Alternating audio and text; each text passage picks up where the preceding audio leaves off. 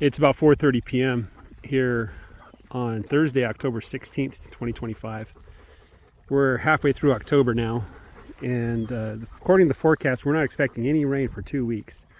And in 2 weeks, there's like a 50% chance we might get a 22.25 inches, so quarter inch. That's about, what is that, 1 centimeter or so. Anyway, yeah, this is the pond.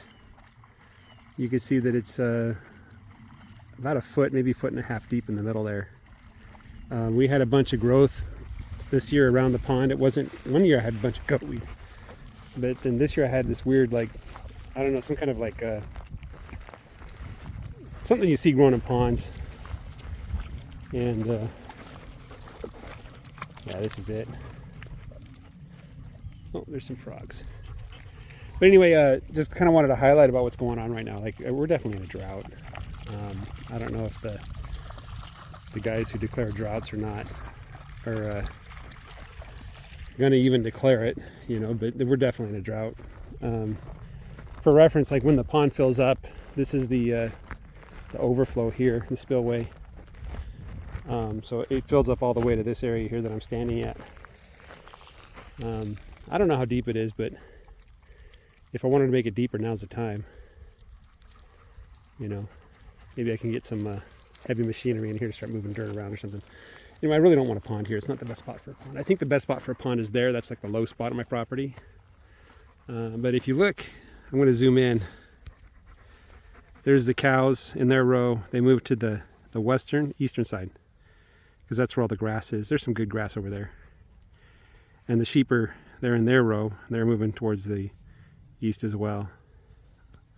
Let me just zoom out now, give you a big survey. You can see the goatweed is hanging on for dear life. It's probably dried out. It might be dead already. Even if it rained, it might not come back. Right now it's about 88 degrees, 87, 88, something like that. Humidity's not too bad though. But my goodness, you guys are just so excited for me to stand still for a minute. I've been running around the field setting up new wires and stuff like that. But yeah, this is the center of my field. So if you look, you might see hay bales on the side there. The hay bales end at the center of the field because I'm going to graze in the northern half of my field during winter. And you might be able to see some bulls back there in the distance.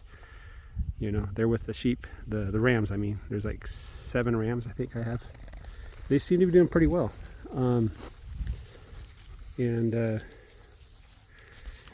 Yeah, I mean, I haven't given them, I don't think I've even given them minerals, you know.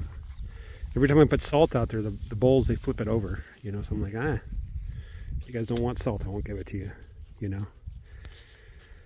But yeah, I've got, I'm expecting a shipment tomorrow of the mix-in, you know, from Premier One.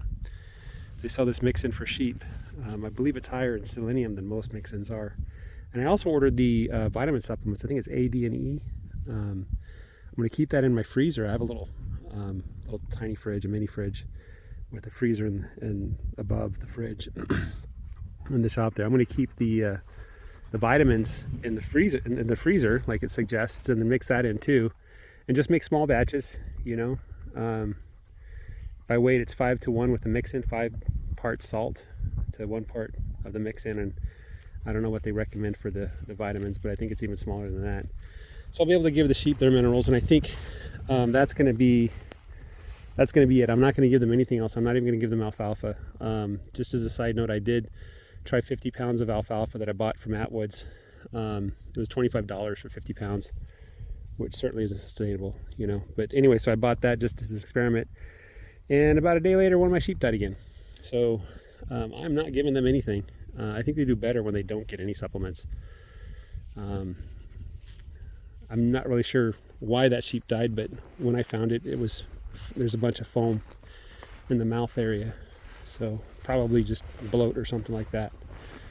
So yeah, I'm not going to give the sheep anything this year, just the vitamins and the minerals, you know. Let them survive on forage and hay. So you can see here there's a little bit of Bermuda grass still growing. despite the drought. That's because Bermuda grass puts its roots deep down. The goatweed doesn't. Let me just show you. Oh, this guy's kind of tough. The goatweed doesn't go down that deep, you know. So anyway, not much else to report. I'm sorry I've been uploading videos late. I haven't been taking too many videos. I've just been rushing in this field when I get time. And it's back to work at the restaurant. If I'm not helping, you know, cook or clean, then I'm doing accounting stuff. I've decided I want to figure out how to do all the accounting stuff for the business, and I'm learning a lot.